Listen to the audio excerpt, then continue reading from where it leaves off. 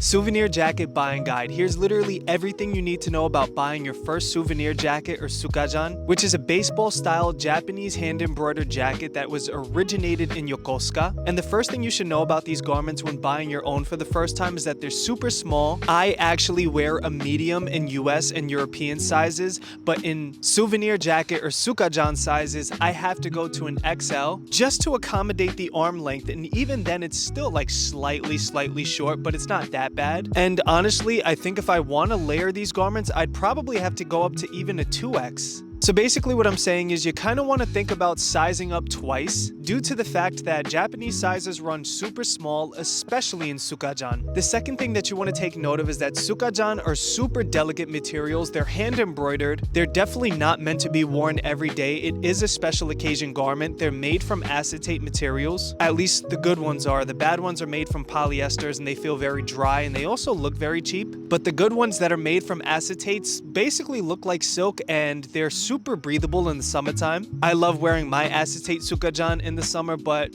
most of the time, these are very delicate garments. With that being said though, they do also have velvet sukajan, which are a little bit more durable. Granted, the embroideries are still hand embroidered and they're still delicate, but the velvet is easier to clean, it lasts longer. They're also better for the wintertime. And number 3, the original sukajan from Tailor Toyo. On the inside of the velveteen sukajan, they do have a quilted hand embroidered side on the inside, and I just think that adds a lot of durability and structure to the garment, and I think those actually last longer if I'm not mistaken. With that being said though, the regular acetate ones like the one that I'm wearing today is actually reversible as well. So one thing that you want to keep in mind when getting your own sukajan is that you want to make sure that you're also happy with the design on the inside, because there's no real way that you could change these out. And the last thing that I was saying, these garments are incredibly limited. The Tailor Toyo ones you could barely find in the US, even though I think they're really the only ones you can find in the US. And granted, sure, you can get Amazon ones